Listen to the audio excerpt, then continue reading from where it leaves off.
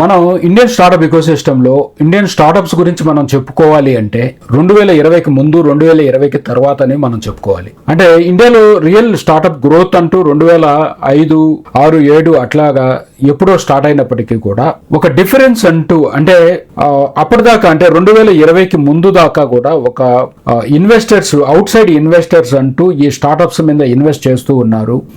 So out side investors invest చేసినప్పుడు వాళ్ళకి చూపించే వాల్యుయేషన్ కానివ్వండి, వాళ్ళకు చూపించే బిజినెస్ మోడల్స్ కానివ్వండి, వాళ్ళకు చూపించే ప్రాఫిట్స్ కానివ్వండి, ఇవన్నీ డిఫరెంట్గా ఉంటూ వస్తున్నాయి. అంటే 2020 తర్వాత ఎక్కువ స్టార్టప్స్ అంటే 2021లో ఎస్పెషల్గా ఎక్కువ స్టార్టప్స్ ఈ స్టాక్ ఎక్స్చేంజ్లు అంటూ లిస్ట్ అవటం స్టార్ట్ చేసాయి. అంటే ఇంతకు ముందు కూడా ట్రెడిషనల్ బిజినెసెస్ స్టార్టప్స్ గా స్టార్ట్ చేసినప్పటికీ కూడా ఎక్కువ లాంగ్ రన్ లో వాళ్ళని ప్రూవ్ చేసుకున్న తర్వాత ఈ స్టాక్ ఎక్స్చేంజ్లు అంటూ లిస్ట్ అవుతూ వచ్చాయి. అంటే ఇన్ జనరల్ గా మనం చూస్తుంటే year on year growth, year on year profits ఒక కన్సిక్యూటివ్ గా ఆల్మోస్ట్ ఒక 4 years 5 years చూపించిన తర్వాత వాళ్ళు ఈ స్టాక్ ఎక్స్చేంజ్ లో లిస్ట్ అవటానికంటూ ఎలిజిబుల్ అవుతారు.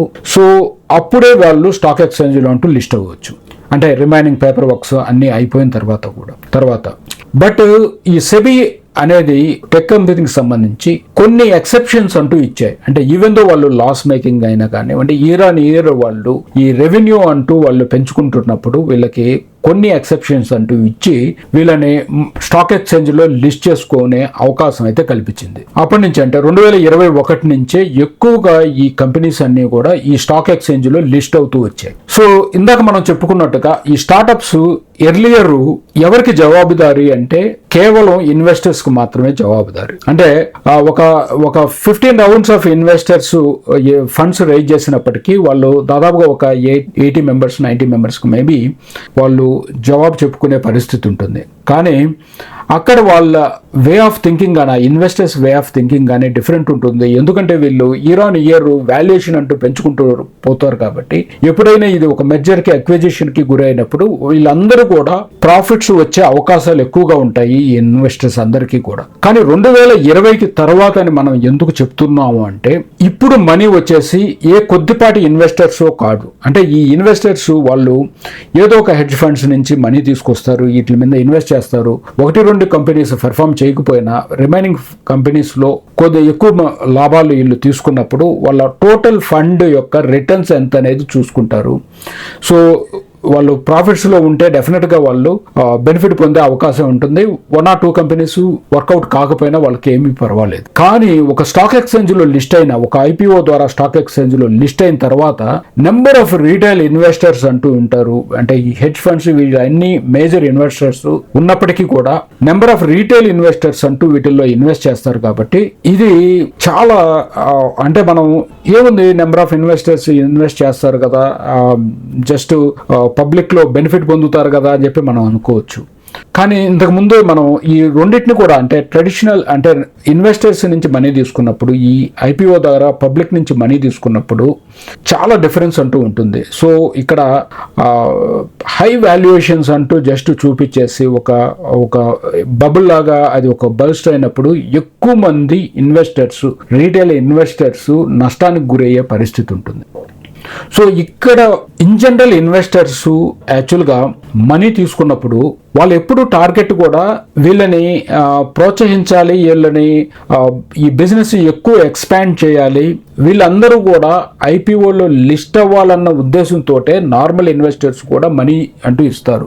బట్ ద సేమ్ టైం వాళ్ళ క్యాలిక్యులేషన్ ప్రకారం ఎక్కువ హయ్యర్ వాల్యుయేషన్ అంటూ వీళ్ళు ట్రాన్స్పరెంట్ వేలోనే రీచ్ అవ్వాలనేదే చూస్తారు. కానీ వీళ్ళు ఏదో మసిబుసి మారేడుకాయ చేసి వీళ్ళు ఎక్కువ అమౌంట్ని చూపించేసి దాన్ని ఒక మెర్జర్కి వాళ్ళు మెర్జర్కి ఒక తీసుకెళ్లి దాన్ని అమ్మేసి మనీ చేసుకోవాలని తక్కువ మంది ఇన్వెస్టర్స్ మాత్రమే చూస్తారు. కానీ ఎవరు కూడా చూడరు. ప్రతి ఒక్క ఇన్వెస్టర్ యొక్క అల్టిమేట్ గోల్ ఐపీఓ మాత్రమే ఉంటుంది. ఎందుకు ఐపీఓ మాత్రమే ఉంటుందంటే వాళ్ళు ఎంత అమౌంట్ కావాలంటే అంత అమౌంట్ని వాళ్ళు లిక్విడేట్ చేసుకోవచ్చు.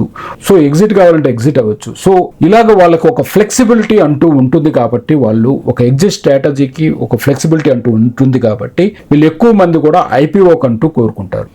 కానీ అందుకనే ఇప్పుడు స్టార్టప్స్ కానివ్వండి, ఫ్యూచర్లో వచ్చే స్టార్టప్స్ కానివ్వండి, ఎగ్జిస్టింగ్ స్టార్టప్స్ కానివ్వండి, ఒక ట్రాన్స్పరెంట్ వేలో ఒక జవాబుదారీతనంతో ఉండాలి. అంటే ఎస్పెషల్గా ఈ 2020 తర్వాత నుంచి ఎవరైతే ఈ స్టాక్ ఎక్స్చేంజ్లో లిస్ట్ చేస్తారో మీరు వీళ్ళందరూ కూడా ఒక జవాబుదారీతనంతో ఉండాలి, ఒక ట్రాన్స్పరెంట్ వేలో అంటూ ఉండాలి. అంటే ఇంతకు ముందు ఒక లెక్క, ఇప్పుడు ఒక లెక్క. ఇప్పుడు మీరు ప్రజల జీవితాలతో డైరెక్ట్గా మీరు ఆడుకోబోతున్నారు.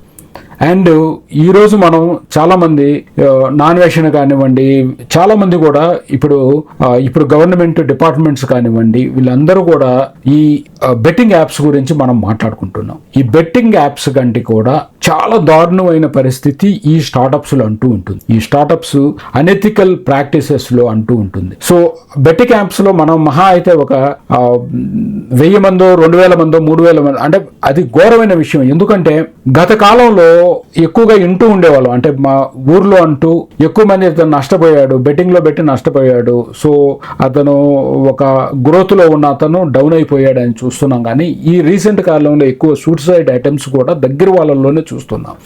సో ఈ బెట్టింగ్ యాప్స్ అనేది చాలా వరస్ట్ సిచ్యువేషన్. ఎంత వరస్ట్ సిచ్యువేషన్ అంటే మరి ఘోరమైన, అంటే చిన్న పల్లెలకు కూడా పాకుతుంది. అంటే అది ఒక మరీ పీక్ స్టేజ్లో ఉందనే మనం చెప్పుకోవాలి. సో ఇలాంటి దానికంటే కూడా ఘోరమైన అంశం అంటే ఒక్క కంపెనీ ఇంపాక్ట్ తోటి మనం రీసెంట్గా నేను లాస్ట్ వీడియోలో మనం చెప్పుకున్నాం. జెన్సోల్ ఇంజనీరింగ్ అనే కంపెనీ ఒక ఇంపాక్ట్ తోటి 9 మిలియన్ ఇన్వెస్టర్స్, అంటే 90 lakh మంది రీటైల్ ఇన్వెస్టర్స్ అంటూ ఎఫెక్ట్ పడ్డారు. సో వీళ్ళల్లో డైవర్సిఫికేషన్ లేకుండా ఎక్కువ మొత్తంలో వీటి మీద ఇన్వెస్ట్ చేస్తున్నారు, ఒక కంపెనీ మీద ఇన్వెస్ట్ చేస్తున్నారంటే వాళ్ళ పరిస్థితి అగమ్య గోచరంగా ఉంటుంది. అంటే ర్యాపిడ్గా ఒక 90% అంటూ పడిపోయింది అనమాట స్టాక్ ఎక్స్చేంజ్ లో జెన్సోల్ కంపెనీకి సంబంధించిన స్టాక్స్. అలాగే అందుకనే ఈ ఫౌండర్స్ ఎవరైతే ఉన్నారో వాళ్ళు ఒక ట్రాన్స్పరెంట్ వేలో వెళ్ళాలి.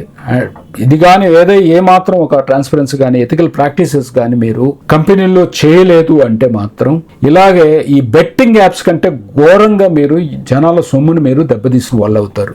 సో ఇంకొక విషయం ఏంటి అంటే మీరు అసలు ఫండ్సే తీసుకోలేదు, అంటే మీరు ఇనిషియల్గా మీరు అవుట్ సైడ్ ఇన్వెస్టర్స్ నుంచి ఫండ్స్ తీసుకున్నారు అంటే మాత్రం వాళ్ళు ఎగ్జిట్ స్ట్రాటజీలో మీరు ఐపీఓ అంటూ మెన్షన్ చేయకపోయినా వాళ్ళు ఎక్కువగా మెన్షన్ చేయించే అవకాశాలు ఎక్కువగా ఉంటాయి. సో అసలు మీరు ఫండ్సే తీసుకోలేదు, మీరు స్టాక్ ఎక్స్చేంజ్లోనే మీరు లిస్ట్ అవ్వలేదు, పబ్లిక్ మనీని అంటూ మీరు తీసుకోలేదు అంటే అది అప్ టు యూ అంటే మీ కంపెనీ, అది మీ ఇష్టం. మీరు ఎలాంటి ప్రాక్టీసెస్ చేసినా అది మిమ్మల్ని ఎఫెక్ట్ చేస్తుంది, లేకపోతే మీ కస్టమర్స్ని ఎఫెక్ట్ చేస్తుంది. But that is also not wanted because the entire ecosystem మీద ఆ భారం పడుతుంది కాబట్టి.